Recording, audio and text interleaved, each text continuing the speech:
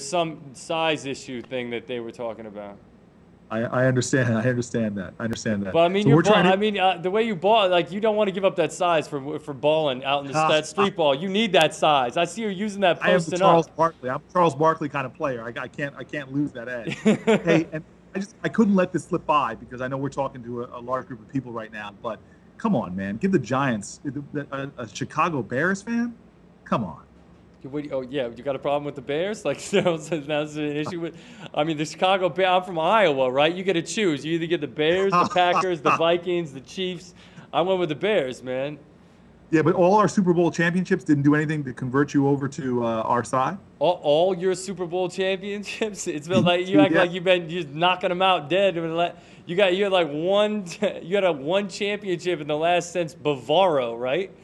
I think you're forgetting my friend who shot himself in the groin and that amazing, spectacular catch. Hold on, wait a That, second. As a Giants fan and a politician in the area, you gotta help. You gotta help. I mean, honestly, that's one heck of a sentence, man. Like, I understand. Like, I mean, I understand. Like, not be, like that. You don't want to get the guns off the street, but like 2 years, that's a pretty hefty stuff for like. He shot himself. He didn't shoot somebody else. yeah, yeah. The crime was the punishment. I think there. I don't know, man. That 2 years. That's some heavy duty stuff. Maybe he'll be good and he'll get out. I don't know. Yeah, I don't know. I was shouted down by. I'm such. I know so many people look up to these ball players. I was very upset that he did that, and I got shouted down recently by my friends when I said it. Him serving a sentence sends out a good message, and everybody's like, "There's no way he wouldn't have gotten that long if it was somebody else." You know, I'm on the flip side. Certain players that have dog issues, I think that they suffered enough, and I can't believe there's still people protesting them. You know what the thing is like is the guy he did his time. Like basically, if you feel like he didn't do enough, you're saying I don't trust the judicial system. I have no faith in the system at all.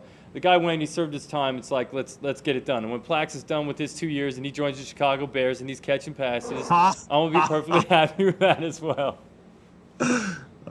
Should we? We are here, and people do have the ability to ask questions or say what. I mean, should we take some questions from the Twitter from the folks in the Twitterverse and see what they have to say?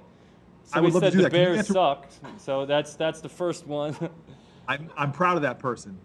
I'm proud of that person. That's from Wolf Lover 8. So he's not a fan of the Bears. He's a Packers guy. But Yes. I look at this as the sort of unique opportunity of doing this on the web is suddenly it's a town hall, but nobody yells. So it's like a really nice town hall where people can ask questions, do everything, and you get it, and you can talk, you can answer back. So I'm just, if people have questions or anything about the service thing. I mean, look, if people want to start declaring their service on the Twitter feed, that'd be amazing too. Yeah, I'm actually really psyched about what you said, and I think we allow people get overwhelmed. They allow their inability to do everything to undermine their determination to do something. And I think what you said is really 100% true. People underestimate that small acts of service over a lifetime or over a month or over many different people can really amount to a tremendous change in a short period of time. So I think just mentoring. People don't realize you could spend an hour a month, 2 hours a month doing something, and you can make a big difference in the life of kids. And my father talks about that a lot because my father was born to a single mother in the late 1930s. His mother had a tough time taking care of him, so a lot of people in the community pitched in to mentor him, to be there for him. It really saved him, as he said, from not making it. And so he always remembers those people that were there for him that made a difference. And I know I wouldn't be here today if it wasn't for the kindnesses extended to my dad. Many of them are very moving. So, none of us are here by our own making. We all have been here because other people supported us, did something small. They coached, they read to us, they did something. And so we all have a larger obligation than, as you said, to stay out of trouble. Or some people just say to me, hey, I vote. Well, that's not enough. It's good and it's important. Not as many people do, but do something you enjoy and share that spirit with other people. So I appreciate you saying that. I thought that was really right on point. Well, I have to say, like, the people that have affected my life, and there have been a lot of people that have affected my life in very significant ways, and a lot of those people were people that didn't have to be there.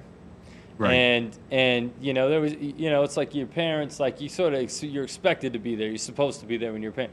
But a lot of the people that affected me were coaches, were just other people that were around, helping out, pitching in a hand, doing whatever it is that we're doing. And one of the questions from Eric Blades asked online, he said, "What can high school students do to help?"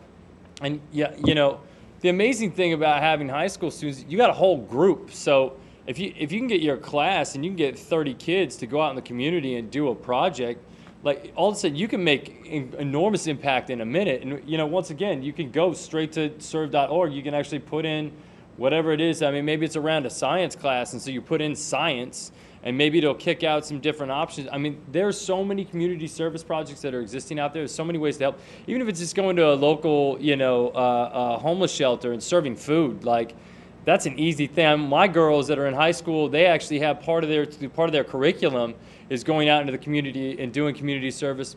And one of the things they did is they went to a local homeless shelter in LA and actually just served food to the homeless, like as a service project for their school. And so, you know, they're an enormous amount of Meals on Wheels for kids in the ghetto. That's what Paige Stewart said. Here at local high school. Here, hold on. There are all kinds of ideas. Now ideas are just flowing.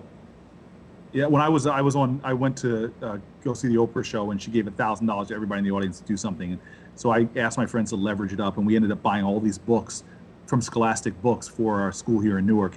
But those kids blew me away. They took the books and realized that when they ordered from Scholastic, they got these things called Scholastic points that they could use to get like video equipment or DVD players. And what they blew me away by saying, you know, Mayor, your service of giving this money to the school for books, we decided to pool all of our points together to get portable DVD players, and they donated to a children's cancer hospital. So I remember just a touching thing. Here's a community where some of the kids going to the school qualify for federal student lunch and the like, but they really wanted to do for others. And it was so inspiring to me to see one little school make a difference in the lives of kids that are going through cancer treatment. It's just about your imagination. There's always a way to serve someone, always a way to help. And young people, and this is the beauty of our globe. If you look at every great movement for social change, I have a poster, you can't really see it, up in my office of young people in Birmingham, Alabama in 1963, who, if you read some of the great books about Martin Luther King's Pulitzer Prize winning authors, like the book Let the Trumpet Sound, they have a chapter called The Children's Miracle, where young people were the ones really that transformed for Birmingham's segregation and white supremacist policies. If you look at Soweto, if you look at Tiananmen Square, I mean, you can go around the globe and see that it's youth activism that has made the most powerful changes. And again, it doesn't have to be something big where you're changing the world, but one high school can make a powerful difference in changing a community. And the beautiful thing about, I think, service is, especially if you do it with other high schoolers, you build stronger bonds and memories that are going to last a lifetime. I know in my high school days, the things we did like that are some of the best memories I hold with me and created some of the longest lasting friendships. Well, I wasn't a very service-giving kid when I was young. We just went to the fairground, beat people up. But now I'm trying to give back in whatever. That's why you like the thugs that play ball for Chicago. the gentlemen for that's why I got to give back double now. Now I got to not only I got to give back myself, I got to get other people to give back, because I was just taking back then. I was just about taking. I was taking as much as I could. But I really think that if people, I think we could actually really start a movement on the social web. If people declare their service on video. So, you know, because sometimes, you know, my spiritual teacher always tells me,